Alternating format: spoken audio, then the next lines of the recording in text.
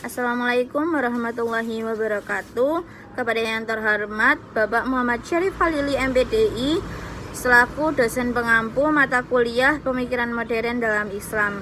Perkenalkan, saya Zahratun Najah, mahasiswi aktif semester 6 Universitas Islam Majapahit, Fakultas Agama Islam, Prodi Pendidikan Agama Islam. Di sini saya izin menjawab soal UAS Pemikiran Modern dalam Islam, yaitu saya mengambil nomor 2. Emansipasi wanita adalah isu penting yang mencoba mengangkat peran kaum wanita sejajar dengan laki-laki dalam kehidupan. Yang pertama, menurut Anda, apakah Islam menghalangi emansipasi wanita? Di sini saya izin menjawab, di dalam ajaran Islam, perempuan adalah makhluk yang dimuliakan sebagai makhluk yang dimulai. Dalam ajaran Islam, perempuan adalah makhluk yang dimuliakan. Nah, sebagai makhluk yang dimuliakan, maka Islam sangat menjaga hak-hak perempuan, baik hak untuk memperoleh pendidikan maupun hak untuk bekerja atau berkarir. Dapat dikatakan jauh sebelum gerakan emansipasi dan gender memperjuangkan hak-hak perempuan dalam pendidikan dan pekerjaan, ajaran Islam telah memulainya terlebih dahulu dengan menganalisis ayat dan hadis yang terkait pendidikan dan karir serta buku-buku sejarah Islam. Tulisan ini mendiskusikan bagaimana Islam memandang pendidikan dan karir bagi perempuan dan memaparkan secara ringkas figur-figur perempuan yang berkarir di zamannya. Kemudian, Islam adalah agama yang melindungi hak-hak perempuan. Di antara hak yang dilindungi tersebut adalah hak untuk mendapatkan pendidikan. Perlindungan ini sudah dimulai sejak zaman Rasulullah SAW, di mana perempuan diperintahkan oleh Nabi untuk diajarkan membaca. Perlindungan ini diteruskan lagi pada zaman Khalifah dan pada zaman Daulah. Perlindungan terhadap pendidikan perempuan yang diberikan oleh Islam memberi kesempatan pada perempuan untuk mengembangkan karirnya sesuai dengan minatnya. Hal ini disebabkan karir adalah sebuah pekerjaan yang membutuhkan pendidikan. Memang di awal perkembangan Islam, pendidikan perempuan belum dilakukan secara formal. Hal ini tersebut tidak menghalangi perempuan-perempuan Islam pada masanya menjadi perempuan-perempuan karir yang handal di bidangnya. Semisal ada Khadijah istri Rasulullah.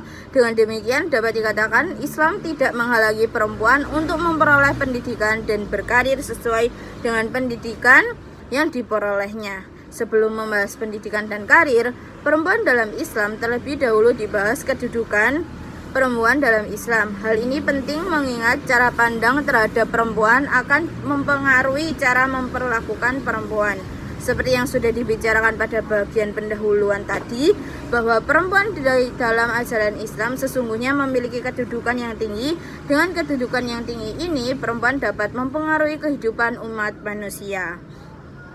Kemudian kedudukan tinggi yang diberikan ajaran agama Islam terhadap perempuan dapat dilihat dari berbagai aspek. Pertama, perempuan sebagai hamba Allah. Sebagai hamba Allah, perempuan mempunyai tanggung jawab yang sama dengan laki-laki, yakni sama-sama mempunyai kewajiban untuk mengabdikan diri kepada Allah Subhanahu wa taala sebagaimana firman-Nya, yaitu yang berbunyi, "Dan tidaklah aku ciptakan jin dan manusia melainkan untuk beribadah." Quran Surat Al-Dzariyat ayat 56. Besarnya perhatian Islam terhadap karir perempuan dapat dibuktikan dari catatan sejarah Islam tentang keberhasilan beberapa perempuan karir yang telah menggabungkan kemaslahatan dunia dan akhirat. Mereka bersanding sejajar dengan laki-laki yang membangun peradaban Islam. Karir mereka antara lain dalam usaha perdagangan, menghasilkan barang-barang produksi, bercocok tanam, mengajarkan, perawat, dan mengobati korban-korban yang terluka dalam peperangan. Sayyidah Khadijah juga melakukan ekspor-impor komoditas perdagangannya secara internasional. Kafilah usahanya membentang dari negeri Yaman ke negeri Syria dan terus bekerja di musim panas dan dingin. Beliau juga termasuk orang pertama yang menghilangkan sekat-sekat dan membuka pintu selebar-lebarnya bagi perempuan untuk terjun di dunia bisnis. Beliau melakukan kegiatan bisnis jauh sebelum beliau menikah dengan Rasulullah SAW. Setelah menikah, kegiatan bisnisnya dilanjutkan dan direstui oleh suaminya. Bahkan harta hasil jerih payah bisnis Khadijah radhiyallahu an itu amat banyak menunjang dakwah di masa awal. Di masa itu belum ada sumber-sumber dana penunjang dakwah yang bisa diandalkan. Satu-satunya adalah dari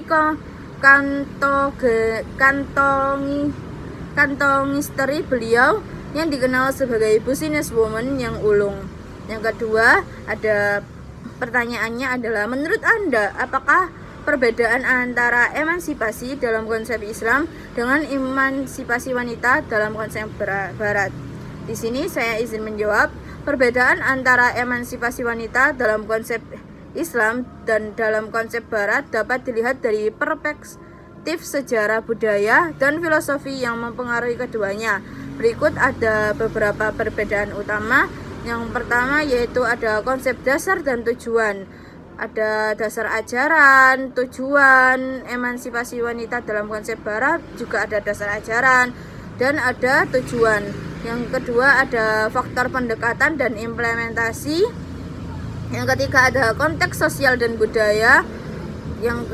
Kemudian secara keseluruhan, meskipun ada kesamaan dan tujuan dalam memperjuangkan hak dan pemberdayaan wanita, pendekatan dalam konsep Islam dan Barat dapat berbeda dalam hal dasar ajaran, metode implementasi, dan konteks budaya. Keduanya memiliki kerangka kerja unik yang mencerminkan nilai-nilai dan sejarah masing-masing.